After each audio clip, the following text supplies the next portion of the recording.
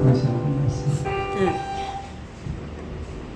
너무 잘 안으로 말씀하겠죠. 많이 이미 알려져 있고 이루었다니 생존이라는 지금 대학 아마 출입했을 것입니다.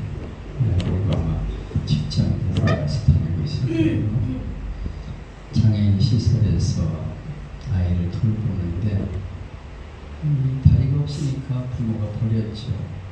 이런 애를 어떻게 키우고 있어요. 그래서 장애인 시설에 들어갔는데 거기 가서 봉사를 하다가 자기를 그 세진이가 잘 따르는 거예요. 그래서 내가 이 아이를 아들로 삼겠다. 그리고 입양하면서 이 아이를 세상에 당당하게 소개하겠다. 이렇게 결심을 하고 모진 훈련을 시키죠. 그래서 막 물속에 들어가기 싫다는 걸 약하다 잡아놓고 막 훈련을 시켜. 걷지 못하겠다고 떼쓰는 아이를 걸으라고 또 야단을 쳐가면서 그렇게 키워냈습니다. 그래서 이 아들이 나중에 세바시에 나와서 자기 얘기를 하죠. 우리 어머니가 나를 이렇게 훌륭한 사람으로 만들었습니다.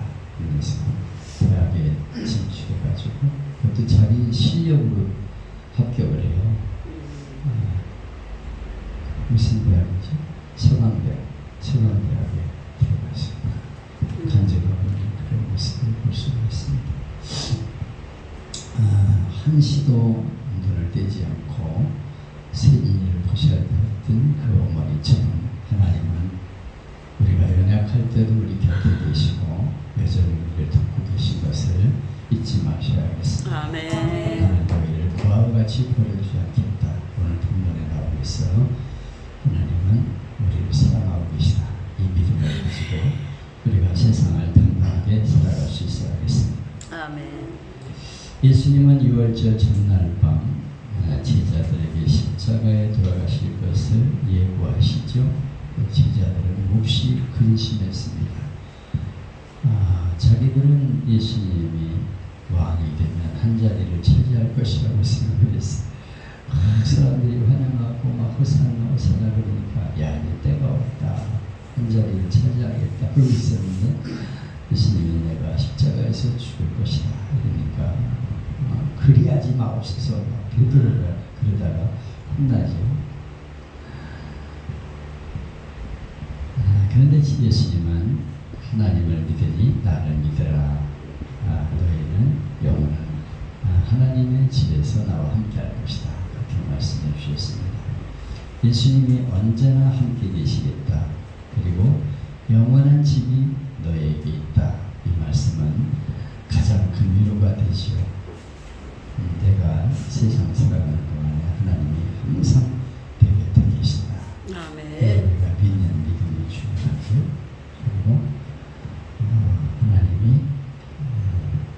나와 함께 하시고 내게 영원한 천국을 약속하셨다는 것이 가장 큰 축복입니다. 여기 본문에 보면 세 가지 허락과 약속을 발견하게 되는데요. 첫째는 나의 하는 일을 너희도 할 것이다. 둘째는 너희가 내 이름으로 무엇을 구하든지 내가 시행하리라. 아멘. 셋째는 너희가 나를 사랑하면 나의 계명을 지키리라. 이렇게 말씀하고 있어요. 이 진리의 말씀을 생각해 보면 첫째로 내가 하는 일을 저도 할 것이요 또한 이보다 큰 것도 하리라. 이렇게 말씀하고 있습니다. 예수님이 하신 일을 우리도 할 수 있다는 것. 그리고 예수님보다 큰 일도 하리라. 이렇게 말씀하셨어요. 이 말씀을 놓고 가끔 실수하는 사람들이 있죠. 예수님은 기껏 5,000명 놓고 설교하시는데 나는 수만 명 앞에 설교하니 예수님보다 큰 일을 했다. 예수님 한 사람 비병을 고치면 난 한꺼번에 수십 명, 수백 명을 고치니 예수님보다 더 큰 일을 했다. 이런 오만 불순한 자들이 있어요. 예수님 이름으로 했다는 것을 잊어버렸습니다. 물량적으로 보면 분명히 예수님보다 베드로가 더 큰 일을 했죠. 예수님의 설교 때 3,000명 회개는커녕 5,000명 넘게 모였다가 떡만 먹고 헤어집니다. 근데 베드로가 설교할 때는 3,000명이 회개하고 5,000명이 회개하고 엄청난 일이 일어나죠. 내가 설교 화상 강의할 적에 다른 분들에게 얘기할 적에 10명 이상 성도가 있는 목사님은 예수님보다 훌륭한 분이다. 이렇게 얘기해요. 우리 교회는 4명 안 모여요. 이렇게 얘기하는데 예수님 10명, 12명 데리고 목회하다가 그것도 한 인간이 배신을 했어요. 그러니까 그보다 더 큰 숫자를 이렇게 모시고 있는 교회의 목사는 예수님보다 큰 사람이에요. 그리고 예수님 한 명이 배신까지 하는데 배신하지 않는 교인이 있다? 이거는 엄청난 거지. 사도행전을 보면 베드로의 행적은 깜짝 놀랄 만합니다. 성령 받은 후에 그가 나가서 전도할 때 막 수천 명이 회개하고 예수 믿고 막 기적이 일어나고 베드로가 한번 기도하면 모든 병이 치유되는 역사가 일어나게 됩니다. 그래서 우리가 볼 적에 베드로가 진짜 예수님보다 큰 일을 했구나 이렇게 생각할 수 있습니다. 사실 예수님 일행을 보면 작은 무리에 가룟자 같은 인물까지 있으니까 숫자적으로 한심하죠. 또 예수님 십자가에 돌아가실 때도 도망갔으니 앞으로 무슨 일이 이루어질 것 같지가 않아. 예수님의 그 데리고 있는 교회 제자들을 보면 한심하죠. 그러나 예수님의 33년 역사는 대단한 것이었습니다.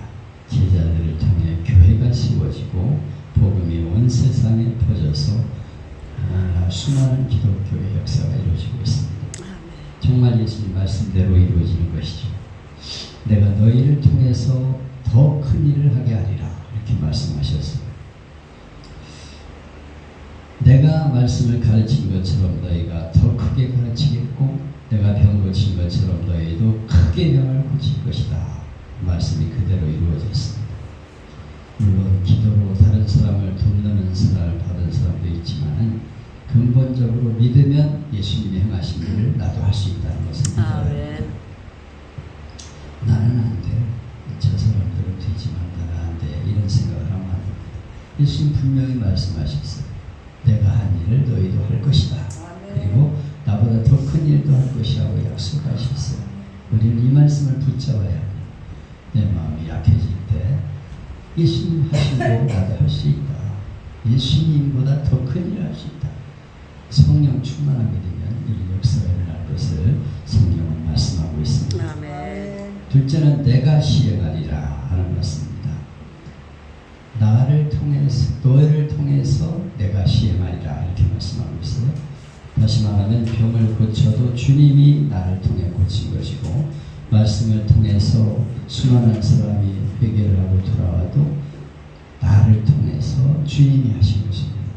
결코 내가 한 게 아니에요.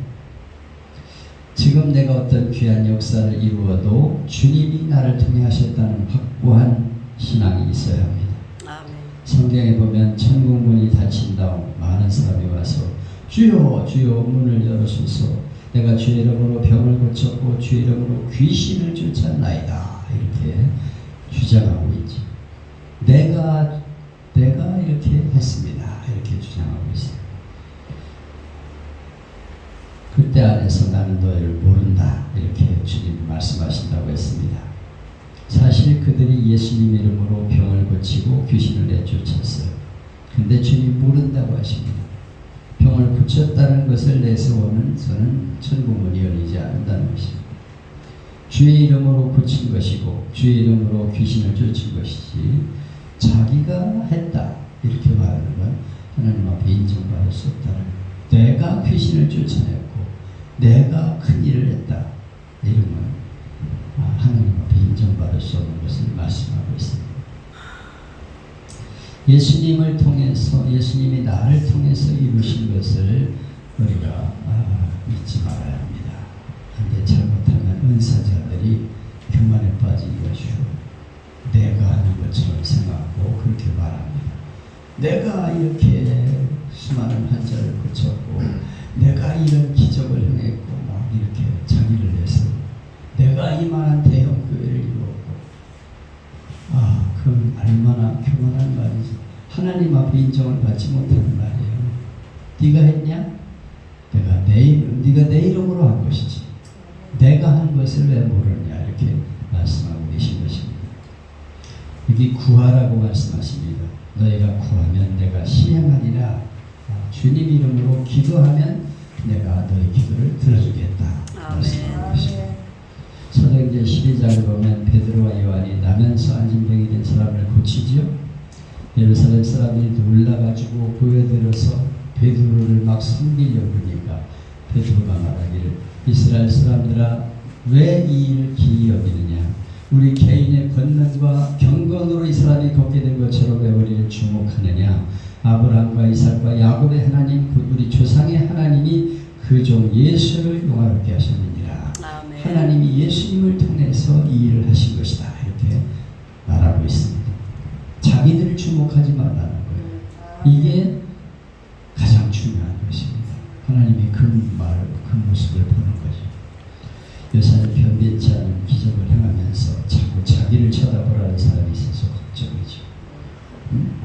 내가 이런 일을 했다. 내가 병을 고치고 내가 목회를 잘하고 내가 대형 교회를 세우고 얼마나 하나님 앞에 교만한 말인지 몰라요.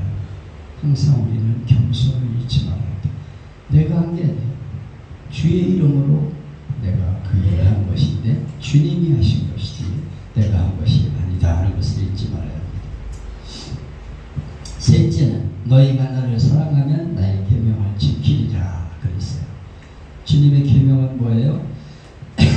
새 계명을 너희에게 주노니 서로 사랑하라 이렇게 말씀하고 있어요.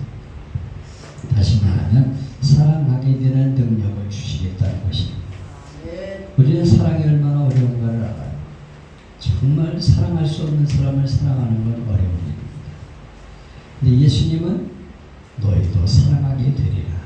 원수까지 사랑하고 미운 사람도 사랑하고 배신당하면서도 사랑하게 된다고 말씀하고 있습니다. 단 여기에는 너희가 나를 사랑하면 사랑하게 되리라 그랬습니다. 예수님의 사랑이 우선입니다. 예수님에 대한 사랑이 있으면 이웃사랑도 가능하게 된다는 것입니다. 예수님을 사랑하는 사람은 원수가 없습니다. 사도 바울은 고린도후서 5장에서 그리스도의 사랑이 우리를 강권하시느니라. 강권하시느니라. 이웃사랑에 대한 조건은 예수님을 사랑하는 거예요. 누군가를 사랑하려고 애쓰지 마. 내가 사랑하려고 애를 쓰면 할수록 우리는 실망합니다. 왜냐하면 내가 노력해도 안 되거든. 미운 사람 미워진다니까. 저런 시간 인간이 왜 내 옆에서 와서 나를 괴롭히느냐 이렇게 생각할 때 있어요. 다른 데 가지. 내가 그저께 간증을 들으니까 어떤 목사님이 목사님 아들인데 자기는 이 목사를 괴롭히는 사람들을 내쫓는 사명을 가지고 있어 그룹을 만들려고 했대. 그래서 몇 사람을 이렇게 조직을 해가지고 누가 그 교회에서 목사를 괴롭히느냐 그 사람들을 찾아가가지고 너 그 교회 나가지 마. 너 들으니까 이러이러한 짓 했지. 교회 나가면 넌 죽을 줄 알아. 공갈을 치는 일이 자기 사명이라고 생각했다는 거야. 사실 자기 아버지가 그런 어려움을 당했거든. 목회하면서 별 사람 다 있어가지고 미국에서 목회하면서 미국 목회 더 어렵죠. 별 인간이 다 있어요. 근데 죽이고 싶더라는 거예요. 자기가 목회하는 모습을 보니까. 그래서 내가 사명을 가지고 예수 목사를 괴롭히는 사람을 내쫓는 역할을 하겠다 이렇게 조직을 하려고 그랬더니 근데 하나님이 그 일을 안 하게 하시고 목사가 되게 하셨다는 간증을 한다고 들었습니다. 사실 내가 의도적으로 사랑하려고 해도 안 돼요. 이게. 근데 주님을 사랑하게 되면 사랑할 마음이 나도 모르게 생겨. 능력이 생겨. 내가 하는 게 아니고 주님을 사랑하는 마음이 그를 사랑하게 만드는 것입니다. 그러니까 너무 내가 누군가를 사랑하려고 길을 쓸 거 없어요. 주님을 사랑할 수 있게 해주세요. 주님을 사랑하게 되면 자연히 원수까지 사랑하게 된다는 것입니다.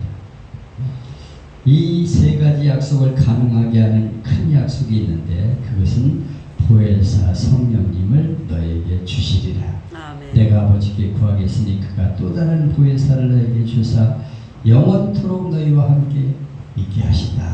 아멘. 보혜사란 말은 파라클레토스인데 파라는 곁으로, 클레토스는 부른다. 내 곁으로 부른다. 성령님께서 오셔서 우리를 곁에서 이렇게 불러가지고 우리와 함께 하신다고 말씀하고 있어요. 예수님은 보혜사로 오셨죠. 육신으로 오셔서 우리를 죄에서 구원하기 위해 십자가에서 우리의 죄를 담당하러 오셨어요. 근데 예수님이 하늘로 승천하시고 나서는 성령님을 보내주셨어요. 성령님은 영입니다. 푸뉴마, 영. 영은 보이지 않죠. 푸뉴마는 바람, 공기와 같은 뜻인데 공기가 보이지 않나 존재하는 것처럼 이 자리에 또 공기가 있어서 우리가 존재하는 것처럼 우리가 어디를 가나 성령님 우리와 함께 하신다고 말씀하셨어요. 아멘. 내가 시장에 가면 거기 주님이 함께 하시고 내가 운전을 할 때도 주님이 함께 하시고 내가 언제 어디 가든지 성령님이 나와 함께 하신다. 보혜사 성령님이 함께 하신다고 약속하셨어요. 너희는 고아가 아니다. 내가 너희와 항상 함께 하겠다고 말씀하셨습니다. 이걸 믿을 때 우리는 세상을 이기는 담대한 사람이 되게 되는 것입니다. 아멘. 우리 곁에 나를 도와주는 사람이 있다는 건 얼마나 큰 힘인지 모르죠. 요새 우리 성준성 목사님이 이렇게 오셔서 차를 운전해 주는데 얼마나 든든한지, 그리고 여기 이렇게 같이 참석하는 분들이 얼마나 든든한지, 같이 이렇게 함께 하시는 분들이 있다는 게 너무 감사한 일이죠. 근데 가장 중요한 것은 보혜사 성령님이 나와 함께 하신다. 아멘. 여러분 참난 이거 생활 중마다 감사한 건 우리 할머님이 시골에 있을 때 조그만 적에 내가 나와 같이 이렇게 농촌 시골길을 걸어가는데 밤이 무서워요. 우리가 애딴 집에 살았는데 곡식밭을 지나가는데 이 곡식밭에서 뭐가 튀어나올 것 같아. 그냥 막 발자국을 내가 혼자서 걷다가 나중에 막 뜁니다. 그럼 막 뒤에서 나를 쫓아오는 소리가 들려요. 근데 할머니가 곁에 있을 적에는 겁이 하나도 안 나더라. 근데 나중에 보니까 우리 할머니가 내 어깨도 안 차. 키가 작고 가냘픈 분이에요. 늙었어. 그런데도 할머니가 나를 사랑하신다는 마음이 있으니까 내가 아주 담대하게 걱정 하나 없이 무서움 없이 그렇게 살아가는 적이 있었죠. 제가 늘 우리 덕구 얘기를 하는데 우리 집에서 키우는 덕구라는 개가 있었는데 이 개가 순놈이에요. 그런데 옥산으로 이렇게 가면 그 길 옆에 사과집이 있는데 우리 친구네 집 사과집 가게예요. 춘광이라는 친구 지금 죽었어요. 병.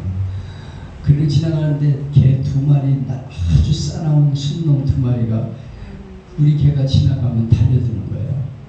근데 내가 물어!